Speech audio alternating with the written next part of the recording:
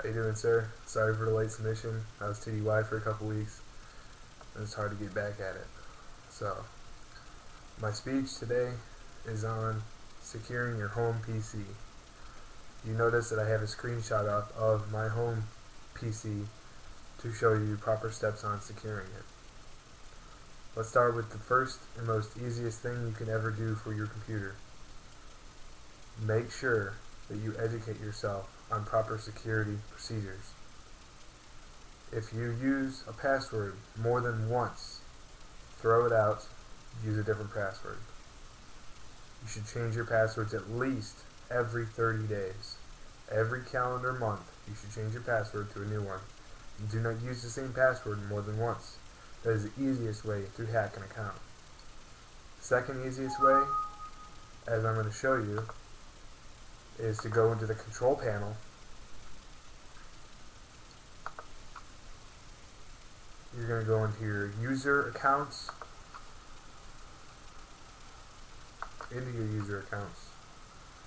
manage other accounts,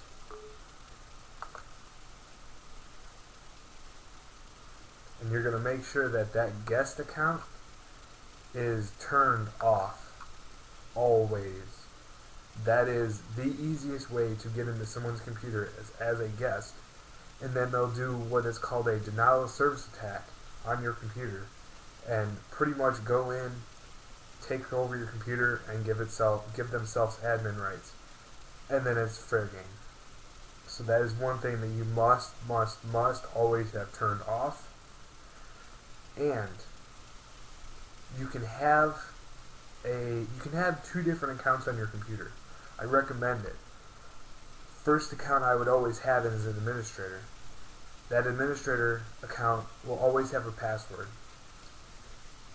The other thing the administrator account should have is proper authentication. If you come in here, you can set up all of your account information as far as what you need. Next thing, if you want your other user account to be just a regular user account, go ahead. That's more than fine, because that standard user, Microsoft will build a standard user that will have minimal rights, which that means that you can't get into stuff that can hurt your computer, such as the registry. We'll talk about that a little later. The next thing I want to show you, now that you're an expert on accounts,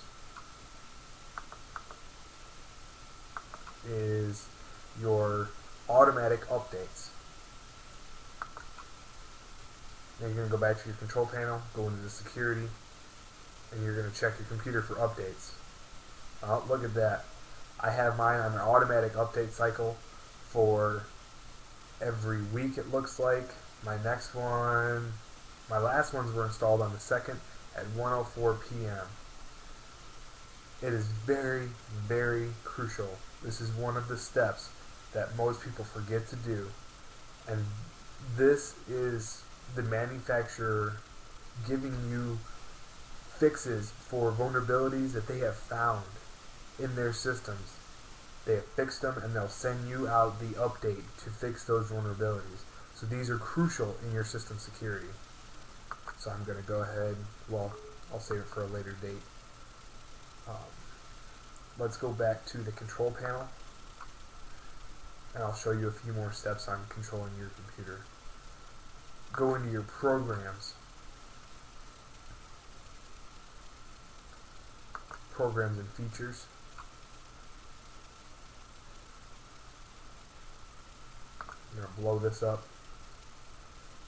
and you're going to find any software that you don't recognize. If you don't remember installing it, uninstall it.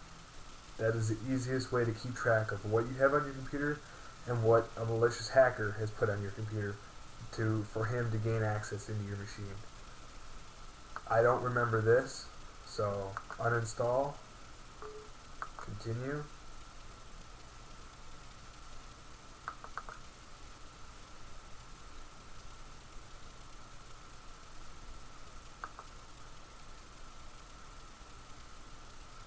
And it's as easy as that.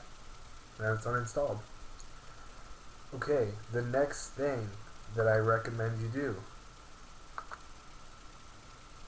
under your control panel. Most security most security software and user accounts, everything dealing with your system security can be found underneath your control panel. You would be very surprised on how much people don't look at this and are scared of their control panel because they think that'll get them into trouble. No, this is your best friend when it comes to system security. You're going to go back into security in your security settings or security center and let Windows tell you what it sees that's bad. I have turned my firewall off so that I could do this presentation, and I'll turn it right back on when I get done. But it tells me, hey, McAfee and Windows Firewall are both disabled. Would you like to turn them on? And it'll do it for you. It's very easy. I always have my automatic updates on. My malware protection is once again turned off. My McAfee is turned off because I'm doing the video and it won't let me do it without it being down. And my other security settings, as far as user account control, you must always, that is your best defense against people getting into your computer, is gaining access to an admin account or a user account or a guest account that has been unlocked and has been left unlocked. And also internet security. I'm not going to give a punch for or a jab for Windows Internet Explorer, but Internet Explorer is the easiest hackable browser that is on the net today.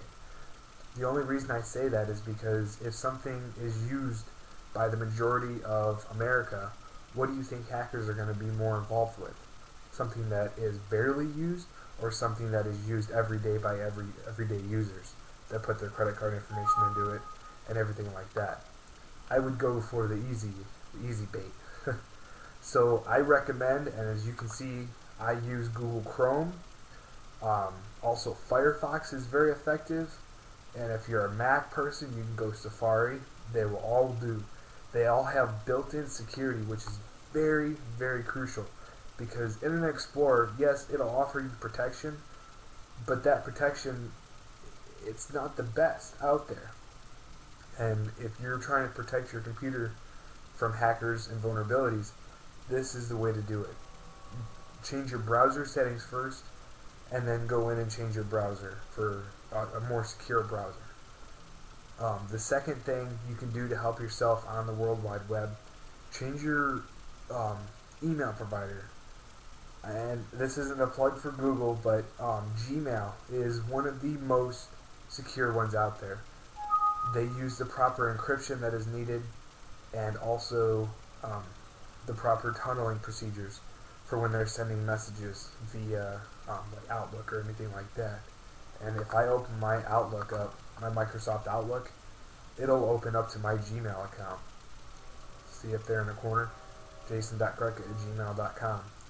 That is my all-purpose email, and it goes through Gmail to my Microsoft Exchange. It's the easiest way I can do it. A lot of the Yahoos and the AOLs and the rest of the email brigades that use the internet, the server email, they let a lot of spam through, and then spam can turn into phishing emails that con you into giving money to an Ethiopian prince that doesn't exist. And it's some guy in California getting rich off old people.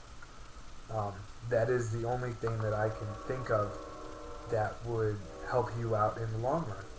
And that is all I can say about securing your machine. Thank you, and have a nice night.